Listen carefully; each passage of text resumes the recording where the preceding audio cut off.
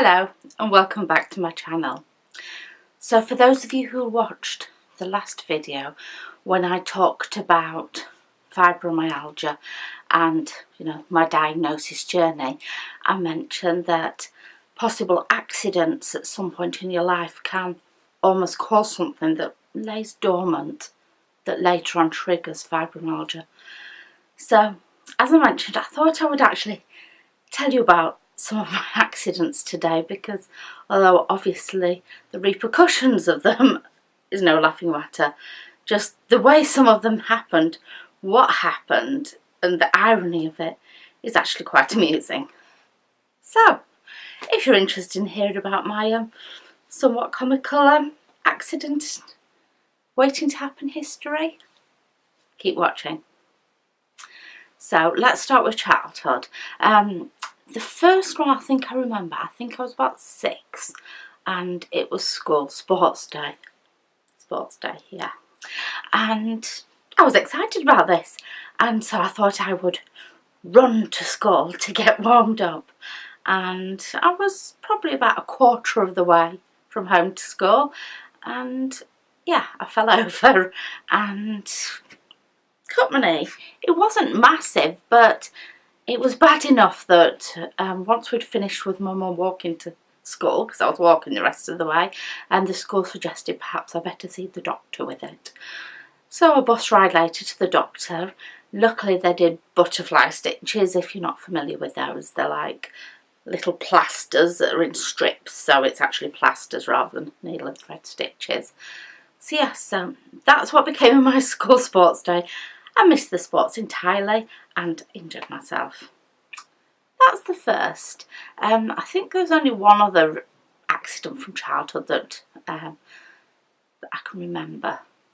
If I pause suddenly, by the way, that's part of fibromyalgia. It's to do with fibro fog, and the more my videos you watch or reading some of my posts, you might get the idea about how it sometimes affects me. So the second childhood accident, it was school playtime. We had like a hill going up in the playground. There's like a driveway up to another sort of, I think it was a teacher training college at the time, that was further up within the grounds, but the first part of the hill was classed as part of the playground where we could go. And I was running up there, a friend was behind me, and the friend was slightly bigger than me. I fell over. She fell on top of me, and I ended up cutting myself there, and there. Attractive. I was looking a while back to see if I could actually find any photographic evidence, but it seems they didn't take photos of things like that, just holidays at that point in my life. So no evidence, but once again, it wasn't funny when it happened, but the conversations it triggered a while after, I suppose, were quite amusing. Then we actually jump all the way up to being 18 for the next one, and this is where accidents I hit the big league. In that gap I'd had the odd thing like a little twisted ankle, but nothing to really talk about. But yes, I was 18 and it was a brownie pack holiday or camp, but in buildings, and I was the first aider. And pretty much the first day there, we were playing a game of rounders, and I was hit the ball, running to first base, and must have just hit like a divot in the grass and hurt my knee. I assumed I'd twisted it or something, but yeah, got me up, sat me down. Actually, it was near enough dinner time, so went in and had dinner, and one of the other brownie leaders was a doctor. She wasn't being the first aider, even though she was a doctor, because she was doing another part. I think she was actually the overall main leader at that point, running the holiday, so that's why I was being first aider. I was obviously first aid trained. But yes, my knee had swollen up almost like a football, so she had said, you need to go to hospital with this. So I had to go to hospital that evening. I'm not very good with needles and things, but they had to put a needle in to drain loads of fluid off my knee, and potted it all up. Sorry, just kicked the tripod. So I had like a pot from, you know, up the top of my leg right down to the bottom, and for that one night, spent the night back at the brownie camp. And the way it worked out was the children, the brownies, were all sleeping on their camp beds in the main part of the hall, and then there was this tight little spiral staircase up to a room that sort of had little windows that could overlook it, and the adults were sleeping up there. So we had the fun of getting me, new person on crutches, up there. And then I didn't realise this, bless, because I was sleeping, but we were on just air beds. Each time I turned over, my pot was sort of almost clonking the floor. So bless them, I was keeping a few of the other adults up. There was me just clonking every time I turned over. And then partway through, I'd come awake and I was making grunting sounds. And then one of them was like, what's up? And I was like, I need the toilet. Because obviously that was all the way back downstairs again. They got up and helped me. And then looking back, you know, I don't know. But I just sort of said, it's okay for you. You've been asleep. But because they hadn't, because they had been clonking. I had been clonking my pot and waking them up all night, you know. Love them dearly, but I think the phrase was later on used, reminiscing, we could have dropped you down the stairs at that point. So yeah, so that was my first major, as in operation was needed, accident. And I have 2 screws in my knee. That first night said they didn't do that. What I had to do was, because that was at Harrogate Hospital, which is about 10 miles away from my home, and so we were staying not too far away, about 10-15 miles away. But the week after, I had to go and have another x-ray back at the Leeds Hospital, and that's when they told me exactly what happened. So try not to be too gruesome, but basically I was a lot fitter when I was younger. Never, you know, model physique, but fitter than I was, and I did a lot of dancing, so I think my calf muscles and things were quite strong. But if you imagine where your knee joint is, instead of just pulling some muscle there, because those muscles were quite strong, it actually ripped a section of bone out. So I had the x-ray, and then a few days of that, a couple of days, I can't remember exactly, I had to go back into the hospital and have this operation to screw that bit of bone back into my knee. Yeah, so that's that one.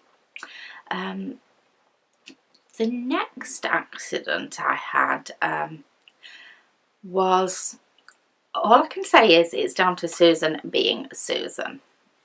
The sorts of things I would do.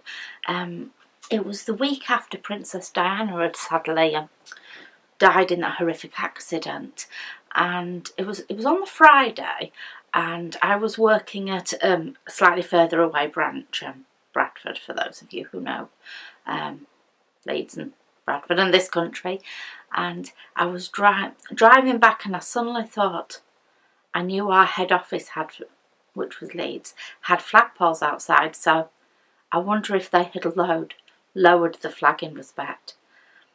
So just on a whim, because I was thinking about that, I did a little divert on the way home to drive in a loop in front of the office just to see if that had happened. It's the only reason I was there. And not far after the office, which had lowered the flag, so it was good, a couple of 100 yards after that, I was stationary, traffic lights, heard this squeal. Luckily, I didn't think anything of it, which made things not as bad as they could have been, and this little minivan smashed into the back of me. It was, as car crashes go, it was quite bad. It wrote off the car. The clippy thing that keeps your seat in place, you know, that you'll use it to move your seat forward and back, you know, that had sort of broken enough, so my chair was just loosely sliding. And I remember trying to think, oh, I've got to get this car into gear to move it, which obviously what had actually happened is, if you can think about how the wheel arches are, the arches had shoved forward onto the rubber each time, so you know, it had done, well, it wrote the car off, considerable damage. But the fortunate thing about that was that it was straight outside a fire station. So very kindly the firemen all came, which was really good, because actually they had to use crowbars to get me out. You know, when I tried opening a door they wouldn't open. So I was really thankful for those firemen who got me out, made sure, you know, I wasn't as in needing an ambulance cripplingly bad.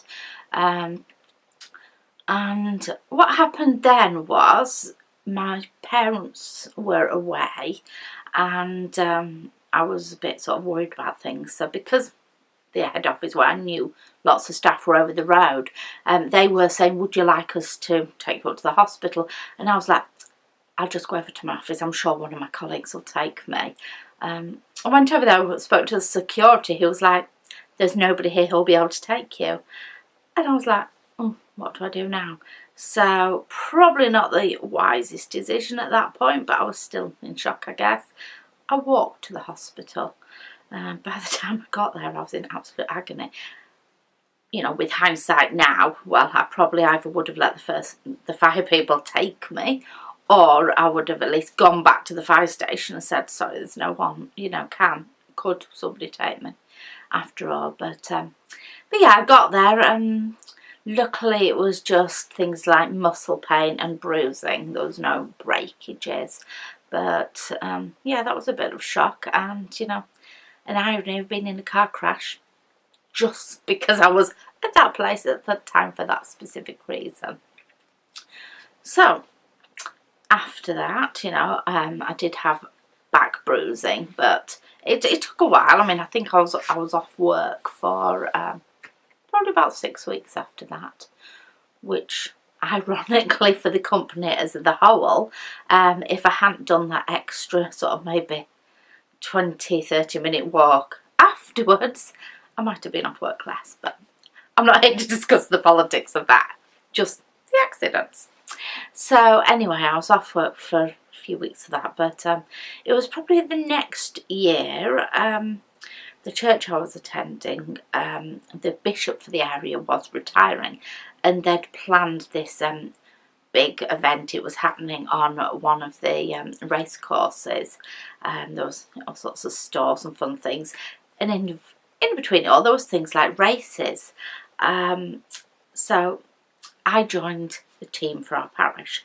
What it involved is the vicars for each of the churches sitting in wheelbarrows, being pushed by a team of 4 or 5 people in rotation along the track. Obviously I wasn't doing much pushing, I was just doing a little bit of the pushing, you know, 5-6 paces or something, just to be part of the team, you know, just for some youth and team spirit. Some of the much stronger people were doing the most of the pushing. So I'd done my little bit first and then handed over to somebody quickly. Sorry, that's my phone beeping. And then I was getting slightly ahead of them, just encouraging them on. And one of the other teams had just gone off track accidentally and came in, and whether it was the actual wheelbarrow or whether their vicar's feet were over the front, I don't know. But they had gone off course, and just out of nowhere, I didn't see it coming again, come and slammed into the back of me. So I was just grounded. That one actually was really scary to be in with, because the amount my back hurt, I actually thought, could I have broken my back here at this point? I don't know. It was really scary. I mean, an ambulance had to come for that. I do remember I was on gas and air in the ambulance. But once again, bigger picture, I guess, I was quite fortunate that it was like sprained ligaments or something. I hadn't actually done any spinal damage, but, you know, how many people have been knocked over by a wheelbarrow? Somewhere around about that sort of time frame, I can't remember if it was after or before the wheelbarrow. I think it was after. I managed to get knocked down. I was stood still. I was literally stood on a forecourt outside a fast food restaurant, just looking in the window.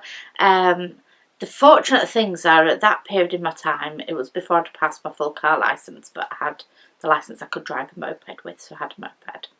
So I still had my crash helmets on, and because of where I was working at the time, I actually had steel toe caps on, which were both very fortunate. But yes, I was just stood. I hadn't quite taken my helmet off. I was about to. I was just looking in, and a car, she just literally drove it up, and I think she actually forgot the bonnet stuck out further than the front of the car and knocked me crack into the window. Yeah, it wasn't severe enough to break the window, but yeah, I got a bit of a hit there and sort of a bit of a jolting, and to say fortunate, my toes were very close to, because it sort of twisted me a bit, my toes were very close to being under the wheels, so you know, if I hadn't had my steel toe caps on, I actually could have got a more serious foot injury. But yeah, so I got knocked down from stood still on a pavement, so that's another one. And then things were okay for quite a long time. I actually thought perhaps I've got past all this, until we get to my hand. The story of my hand is I was at a friend's house for a barbecue to celebrate a special birthday, and I had a glass bottle in my hand. It was like paving stones, and there were some stairs, and I was going towards them, and don't know how, but I just managed to trip somehow. I just tripped, and in the seconds it took to fall, at no point did I think, just throw that bottle. I don't know why. You don't, do you? You fall so fast. So I, of course, put my hand out with a glass bottle in my hand, and lacerated deep into my hand there. So yeah, went to hospital again in an ambulance for that one. I didn't look at it, thankfully, but I was very well looked after by the hostess and some of her relatives. They were amazing. They did actually have a peek, and apparently you could see like the ligaments and things in my fingers, so it was pretty deep. But yes, that was on a Saturday, so went by ambulance, and then they discharged me that night, midnight-ish, but to come back at 6 AM the next morning for surgery. So went in duly at 6 AM. Didn't actually get the operation till about 3 PM. I was fortunate actually that I got it then, because I could well have been bumped the next day, but what ended up happening was I guess it was just nerves or something, but you know, I was like nervous peeing. Does anyone else experience that when you're nervous, but literally going to the toilet every 30 seconds or so, it seems? And you know, I was getting quite emotional because it was totally out of my control, and you know, well, I'm the sort of person who likes to be slightly in control of what's happening to them, and I was just waiting. An operation was going to happen at some point. I didn't know when. So the longer the day was going on, of course, you hadn't eaten or drunk since the day before as well. It all got a little bit overwrought, so I think they actually moved me up a place in the list. But they expected my operation to be 2 hours, but it turned out it was there was nerves and tendons damaged, so it was worse than they expected. So it was a 4-hour operation, and bless, he seemed fine about it, but I did notice another man who had come in with me was actually being sent away and told to come back the next day. So I could well have been the one being bumped if that hadn't happened. But yeah, fingers crossed, touch wood, that you know, might be the end of my main accidents. Since then I've had things like I've had to have my tonsils out, but obviously that's not an accident, it is an operation.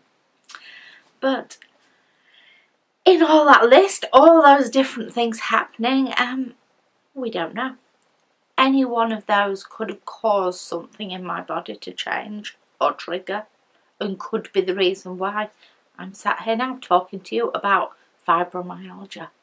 But yeah, unfortunately can't remember exactly where I read about it being triggered, because it's something I read in the very early days, 2 years ago plus. It could possibly even have been on something like a National Health Service website or something like that. But yeah, I thought I'd just give you that story, which is semi-amusing but enlightening as well.